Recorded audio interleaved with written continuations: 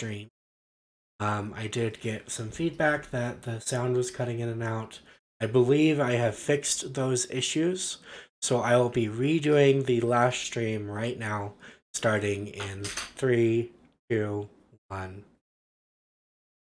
Alright, so today's updates are going to be primarily about the primaries and the coronavirus, COVID-19 strain.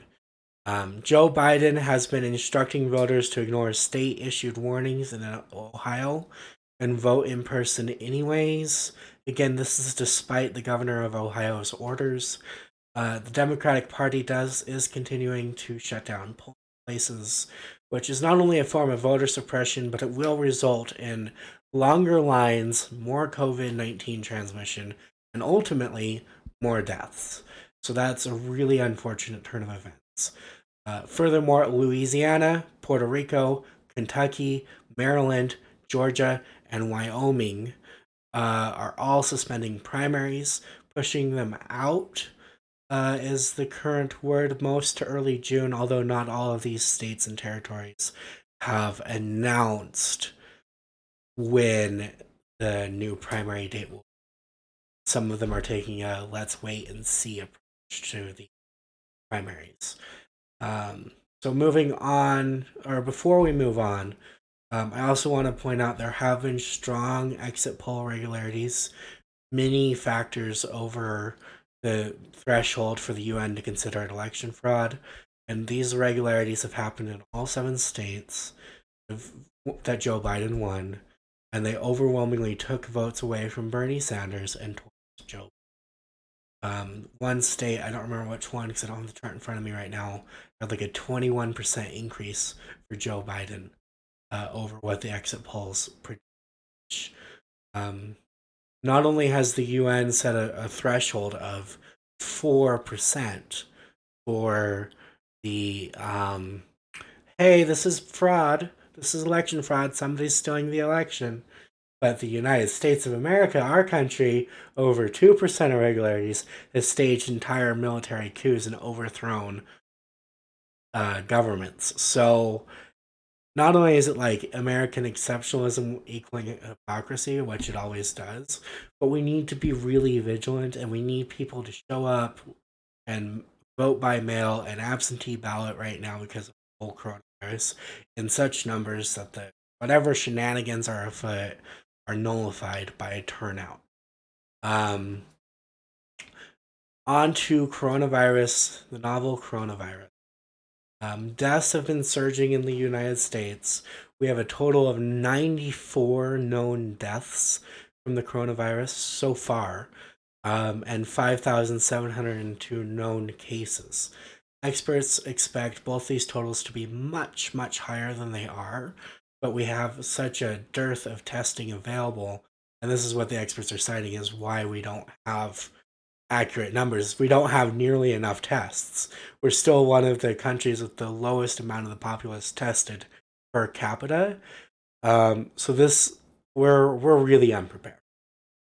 Worldwide, there are now 194,217 and counting cases of COVID-19. At least 7,864 died. More than 80,000 people have recovered, so that's good. But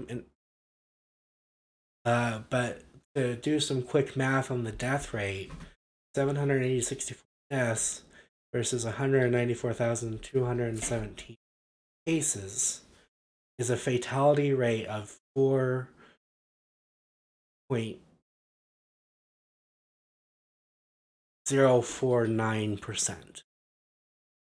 So if we look at the fatality rate of the normal flu, which kills about 1 for every 1,000 healthy people it infects, that's just over a 400 times increase fatality. Coronavirus kills 400 times more. This coronavirus, because this is a novel strain, kills over 400 times more healthy people than the regular. So we need to continue to self-quarantine whenever possible. social distance is the rule of thumb. We need social distancing. It sucks. I know it sucks, but better this than this spreading even more in our already defunct healthcare system, losing its capacity to help anyone, and them having to do what they did in Italy, which does have single payer healthcare, so they did have a greater capacity. But once that capacity was reached, once it was more cases than they had capacity to deal with, Italy's having to triage people like they would in a war zone and essentially mark who they can treat and who they can't, and who they can't is just going to die. Especially because there isn't really treatment for this virus yet. So we need to social distance, we need self quarantine ever possible. It'll flatten that infection curve and hopefully help us first. Um, so Italy, for example, has 31,506 cases and 2,500 deaths. We do the math on that, and Italy's death rate is nearly 8%. So this could get much worse. The overall rates are fluctuate as we tested. Until we have the ability to test everyone, we're not gonna have a 100% accurate rate. It's not. So this could get a lot worse. Probably will get a lot worse. Um, we need to be observing good hygiene habits, washing our hands and all the things. Stay at least 6 feet away from people if you have to be in public. Um, so that's worldwide news. So let's move on to Utah, local news. Moab is closing its doors. Please do not visit. Furthermore, please stay out of southern Utah altogether, as they have very little capacity to deal with something like this. They have very little overall capacity for men to begin with. And hospital access is essentially non existent in areas like Moab and St. George. So stay out of southern Utah. They cannot afford an outbreak. Please. And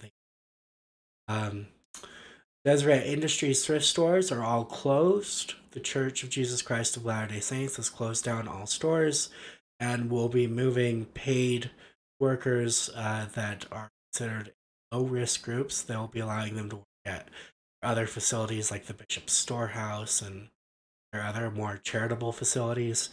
But as it stands, DI stores are closed. Not sure if the church is paying for absentee time or not. Wasn't able to find that out yet.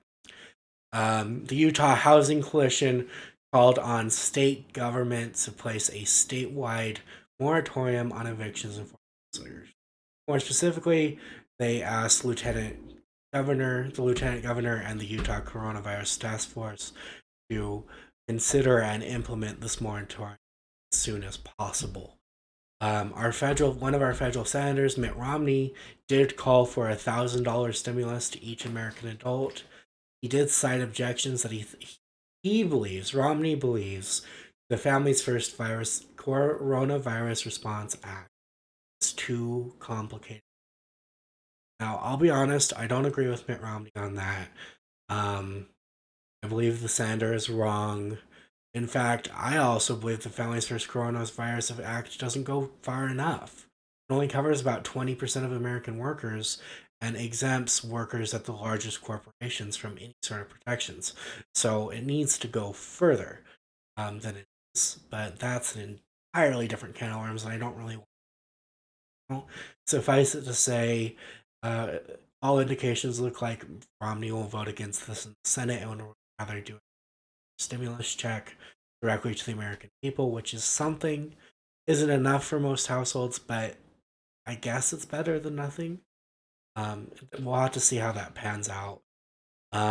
Utah has 51 in counting known cases of the coronavirus. Salt Lake County did shut down all dine-in restaurant services.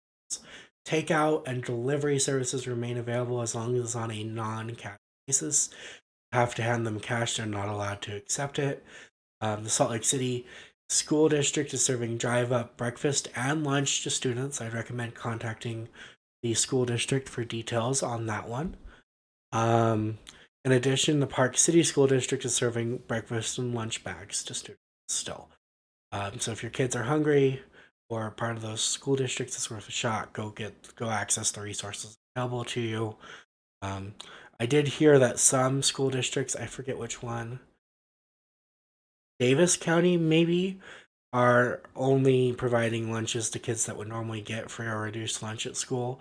But most school districts in the state are just across the board. If you're a kid in our school district and you're hungry, have some food. That's my understanding. Would recommend contacting the school districts directly if you want more information on that. So, just to summarize, vote, vote, vote, but try to vote with absentee ballots, with mail in ballots, or something other than going. Continue to social distance, continue to self quarantine like I have been if you can. Stay out of southern Utah. Please, no ifs, ands, or buts. Leave them alone. They cannot afford any cases.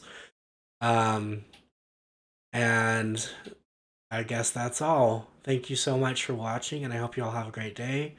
And good luck with the whole pandemic, and let's hope we'll see you soon.